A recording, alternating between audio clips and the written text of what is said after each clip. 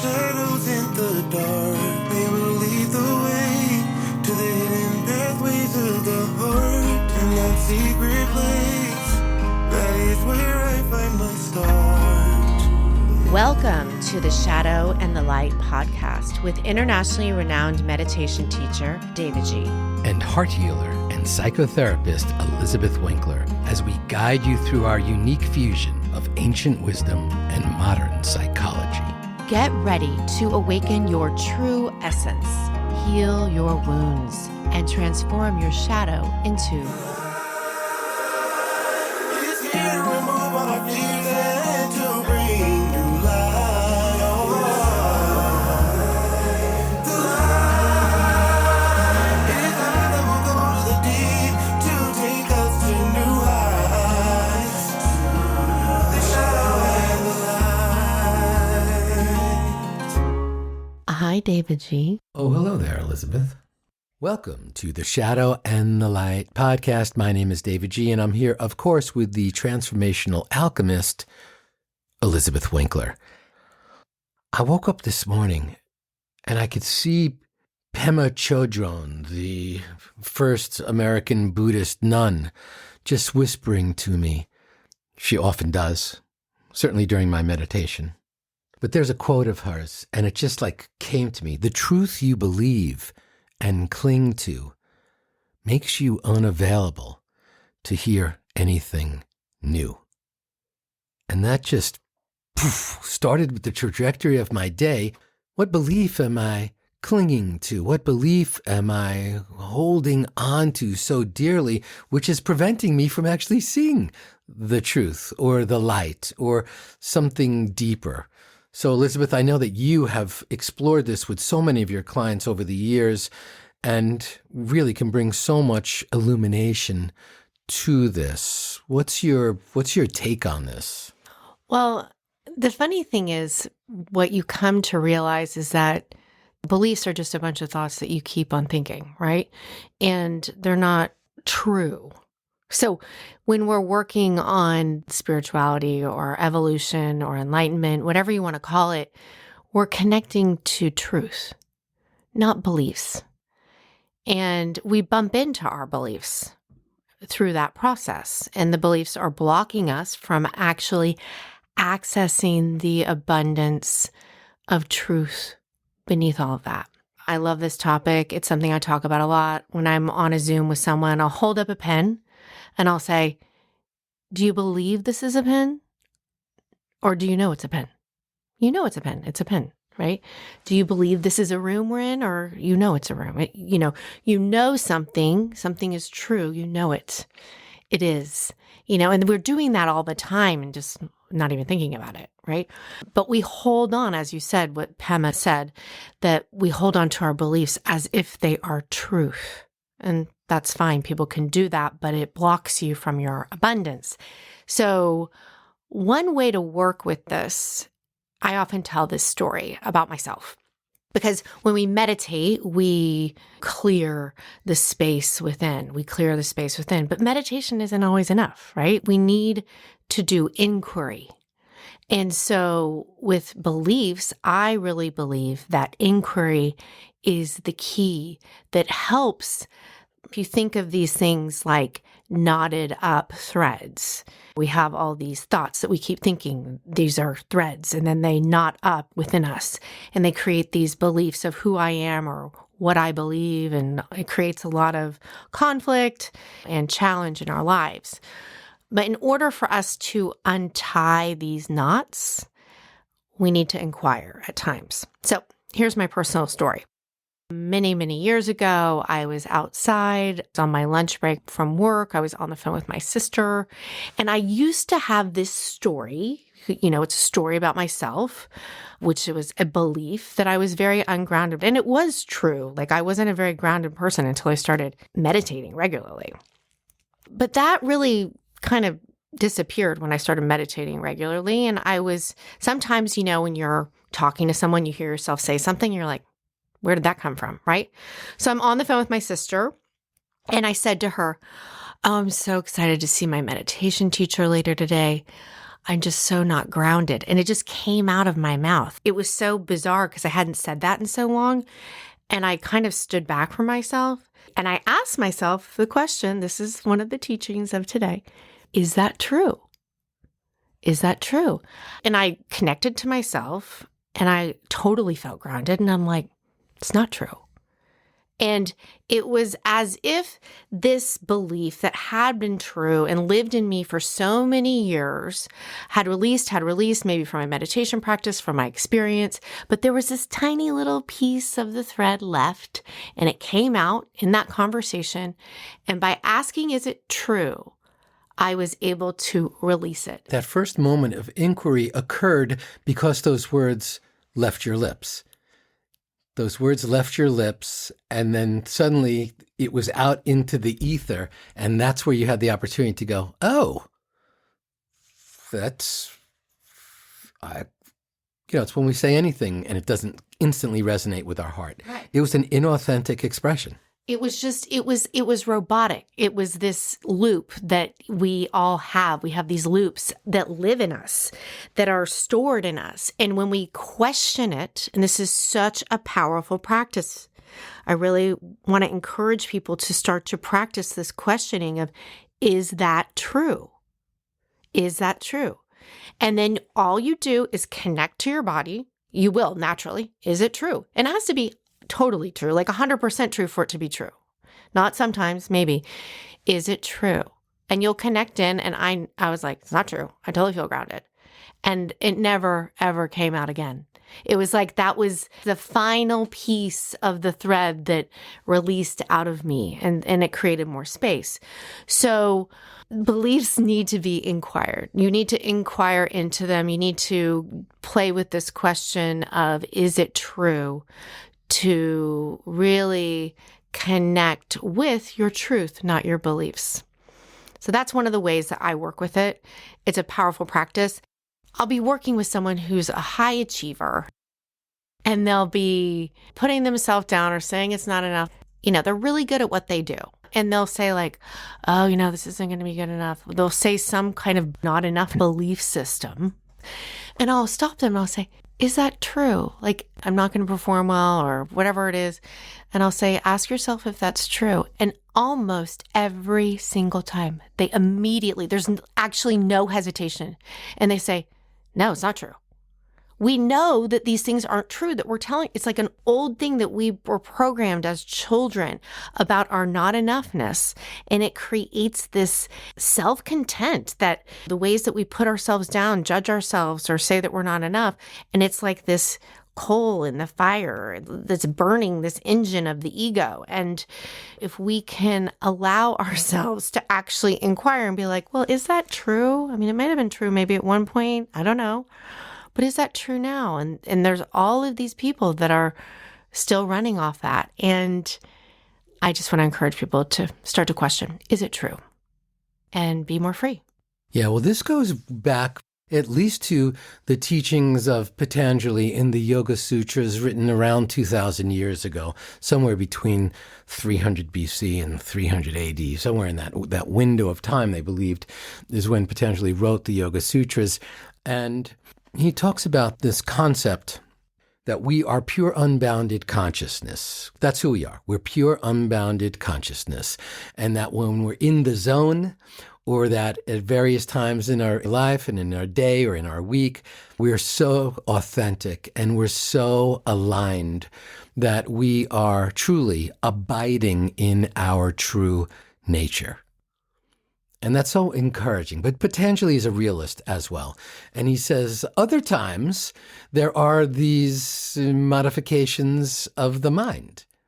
And those 5 modifications of the mind that Patanjali talks about are right cognition or right knowledge, being right.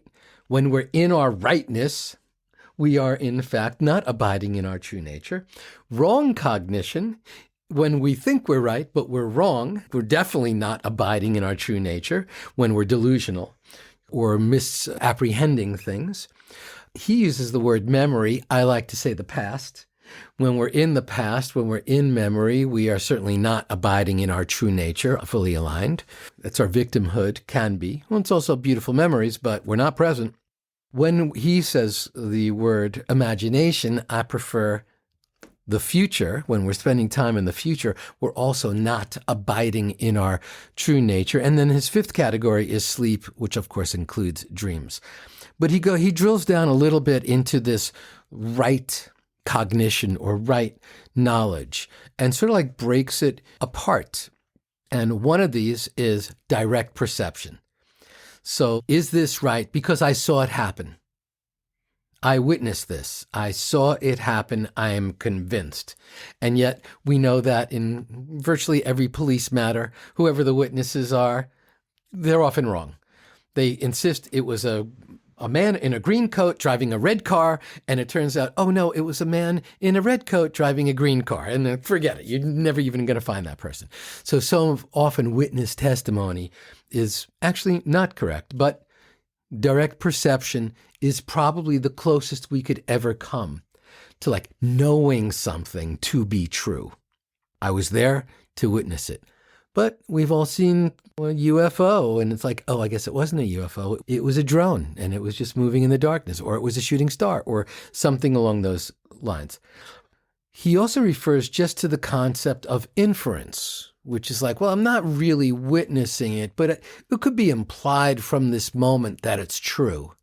If you show up at my door and ring my doorbell and you have a broken umbrella in your hand and you're dripping wet and it's raining out, I could assume, oh, you got caught in the rain.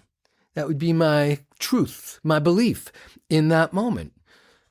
And you could say, oh, actually, no, I got driven here. But just as I got out of the car, a truck came by and splashed me and broke my umbrella. Who knows what that is? So there's direct perception, there's inference, and then there's the testimony and authority of trusted sources.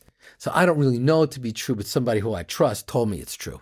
But of course, they may be misconstruing it as well. So these are all in like the categories of like, what's the valid means of knowing something? And I think the fact that there's so much wiggle room, whether it's even in direct perception, whether it's inference, whether it's testimony or somebody claiming it to be true. I remember, someone that I admire so much. She's a newscaster. And during COVID, she said, if you get the vaccine, not only will it prevent you from getting COVID, but also you can't give it to anyone else. She was insistent. Upon her saying that, I was like, well, she said it. And, that was my authority, my testimony from a trusted source. It turned out, no, that is not correct in any way. So there's the truth you believe and cling to makes you unavailable to hear anything new. Elizabeth Winkler is known for her special little sign that she has. It's this little sign that's maybe not, or I'm pretty sure I have no idea. Obviously, if you're rolling up to the intersection and the light is red, there's a high likelihood you're going to stop. The light is telling you stop. It's not green, but suddenly we start to realize there's so many shades of gray. In every single nuanced understanding that we have, it would be a gift to ourselves to consistently ask about a lot of different things that we're so fixed on and we've grown roots into. What if it wasn't true? And I find this whenever I have a blockage about what I can do physically.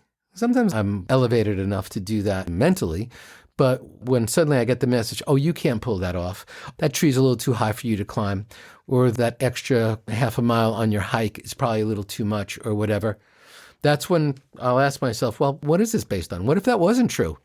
And that's how I push beyond my physical comfort zone when I'm trying certain things, and certainly my emotional comfort zone and my mental comfort zone. Does it make sense to you? Totally. And I mean, when you're talking about past and future, what I'm thinking over here is like, it's just all mind. I mean, he's talking about the modifications of the mind, right? So right. The mind wants certainty. The mind wants to be able, or whether it wants it or that's just what it does, it recycles the past. The mind, we're referencing our mind. Okay, something happens, we get activated in our bodies, emotional, or something like that. And we don't necessarily like that. So we move into our mind. And the mind can only reference the past. So you're only going to get the computer, of our mind is the programming is the past. So you can't get anything fresh and new. But we are people who like certainty. And so we think that that's the truth, but it's just a set of beliefs, right?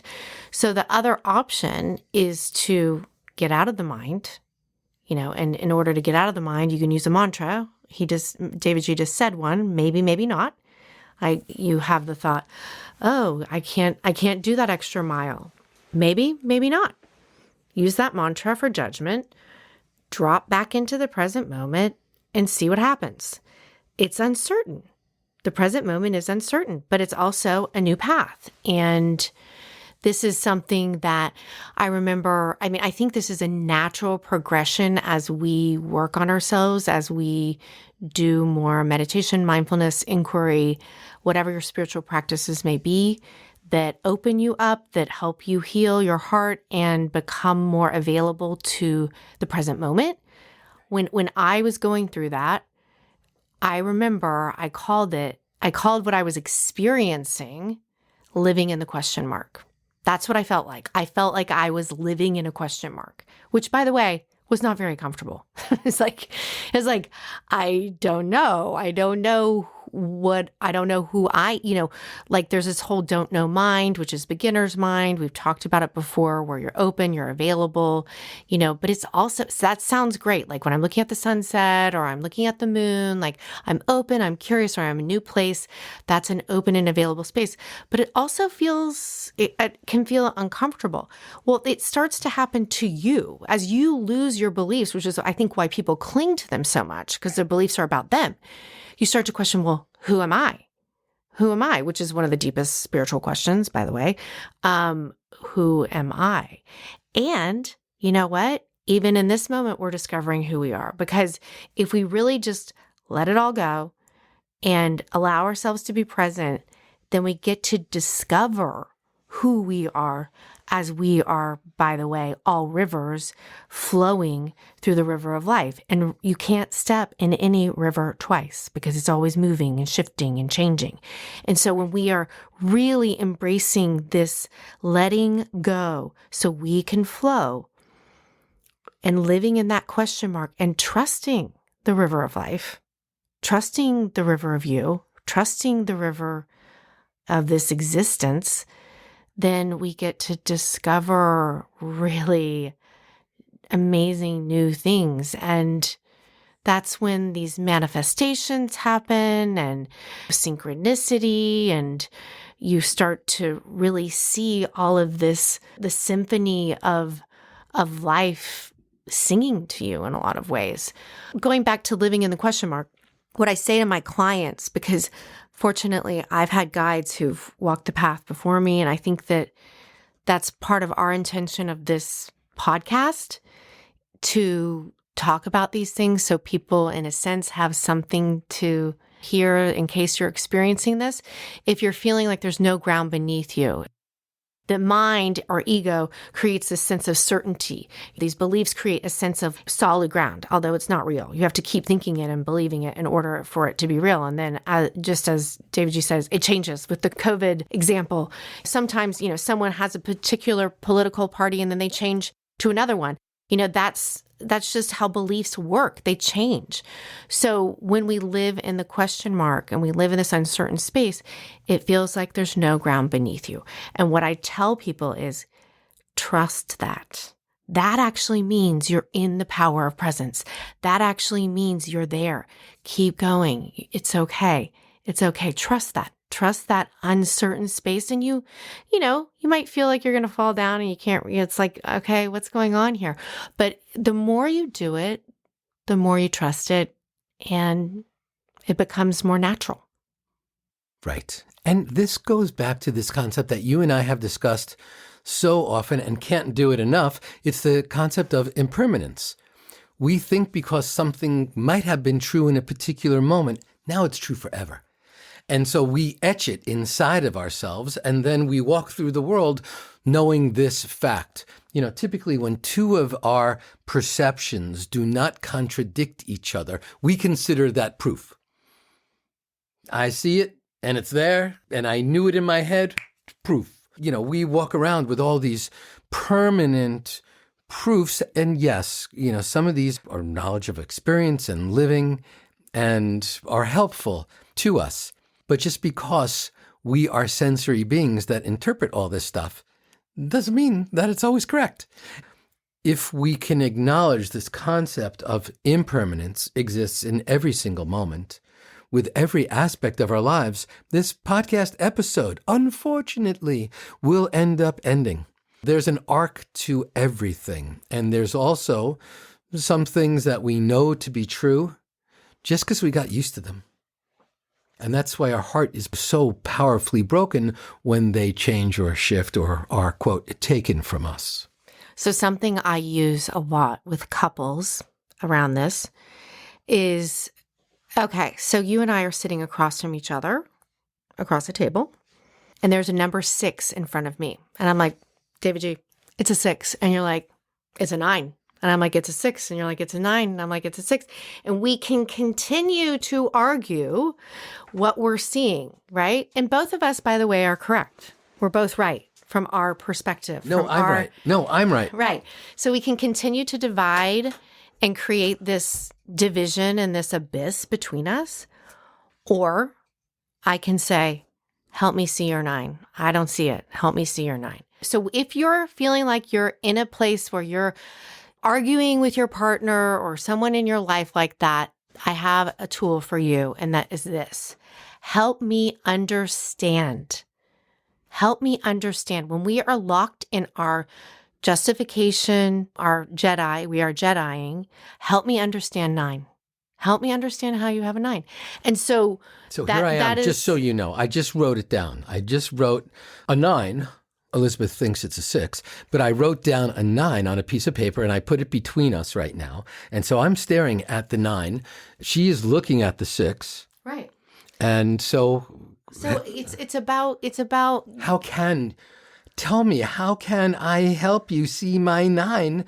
Because even if I turn it around to you to show you my 9, it becomes a 6 for me. So what I tell people is help me understand. And this is about experience. So we're talking about beliefs. And you were talking about things changing and all that.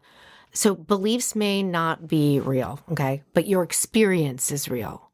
Your experience is valid. Whatever experience you had, that's your experience. That's yours. My experience of 6 is true. Your experience of 9 is your experience. So I often encourage my clients to speak from their experience rather than their belief. So this is my experience, like what I'm experiencing. And you might be experiencing it in a different way. You were talking about like the crime scene. If there's 20 people, they're all having a different experience of the same crime scene. Right. So I don't want to invalidate someone's experience, and the thing is, if we're talking about beliefs, we will argue about beliefs like this is right. No, but no one can really argue with your experience because it's your experience and your experience alone. Right. And so the reason I say use the question, help me understand, is just to get you out of your... Stop.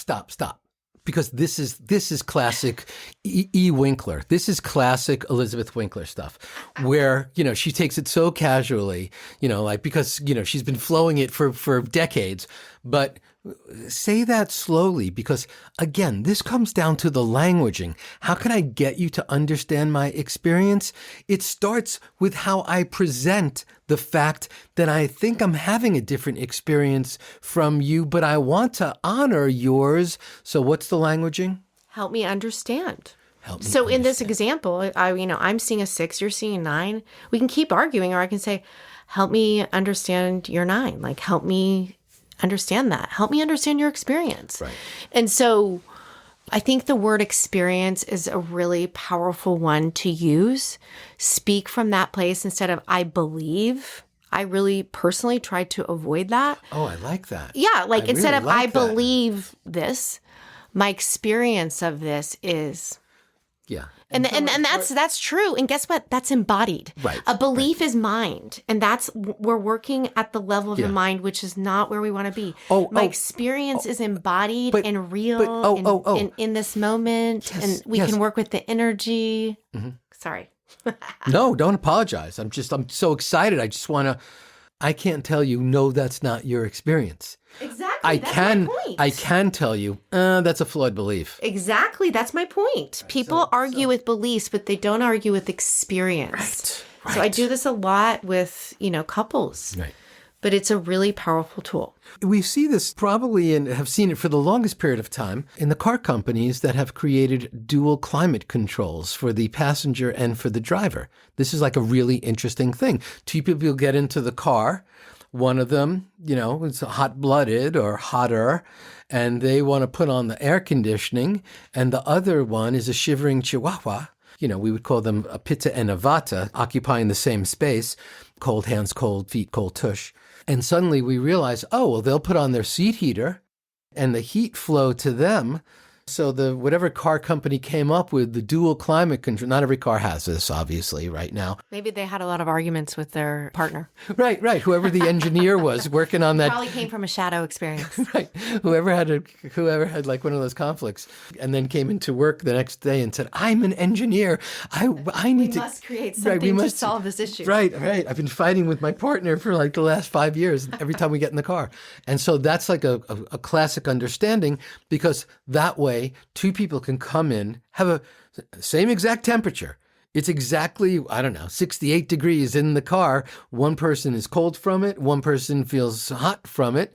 And that cannot be debated. And of course, there could be an argument. What do you mean you're cold? It's boiling in here. What do you mean you're boiling? It's freezing in here. So it's important that we make everyone's experience is valid. And when we speak at that level, the level of experience, we're validating ourselves and each other, which, hello, anyone out there want to feel validated? You feel like you ever looking to be heard, seen, feel, everyone wants to be heard and seen and understood.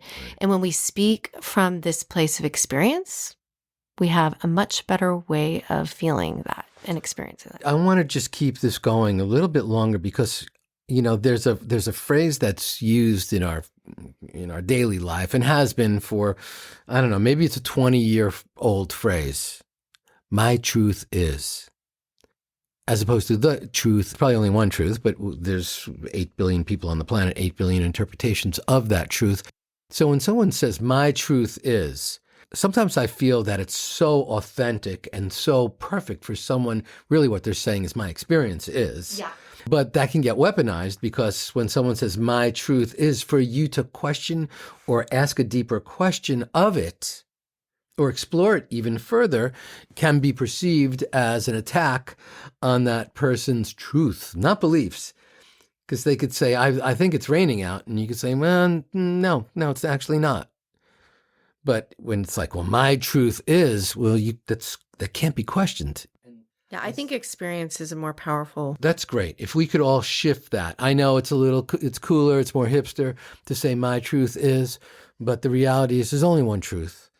And there's all of our flavorings of it and all of our translations of it and all of our interpretations of it, which comes down to our individual experiences of that. And I think if we can walk through the world just a little bit kinder, just a little bit more compassionate, just a little bit listening to someone else's experience and honor it and validate it, we won't be pulling out our swords to battle over my truth and your truth. And we'll just say, oh, your experience is this? Tell me more. Fill me in. Let me see if I can empathize and understand what in fact you are experiencing. Right. And this is how we connect with your authority, your inner authority. Now, we're often giving our, authority is your power, your inner power. You're giving that away to other people by trying to get them to validate you, to see you, all these sorts of things. This practice, this way of speaking, helps you connect to your own inner authentic power, your authority. And there's a quote I love, there's no authority higher than your own when you inhabit the wealth of your true being. And this is how we're connecting to our true being through our experience, speaking from our experience. Yeah. So deep, so powerful. So what would be today's takeaway? Living the light. Is it true? Practicing that question, asking that question often. Write it down somewhere. Seriously. You're going to go through your day and continue to think thoughts that are not true. You'll be stuck in a pattern of thinking of anxiety. And I swear, if you just said, is that true? Nope, not true. That helps it just literally fall away very quickly. So is it true? As a way to connect with your inner authority. I love that. Say it again. Is it true? And then it just connects you to your body, to your present moment experience. So Feel brilliant. into it. So this is David G. with my co-host Elizabeth Winkler on, I think it's called The Shadow and the Light. Not sure. I would have to ask myself, is it true? But It is.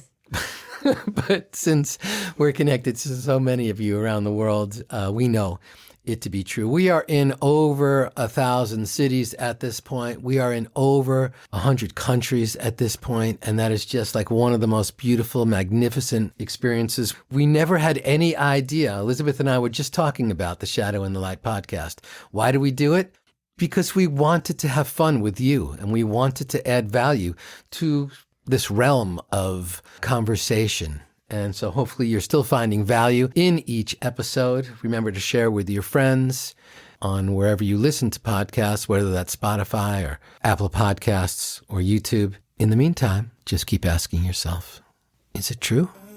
Be afraid of the shadows in the dark. They will lead the way to the hidden pathways of the heart. In that secret place, that is where I find my start.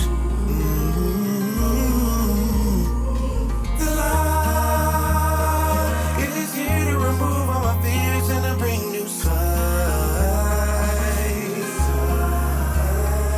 The light, it is love that will go to the deep to take me to new heights. The shadow and the light, there's hope found in rock bottom. You hold it as your own moment, but don't rush past this moment.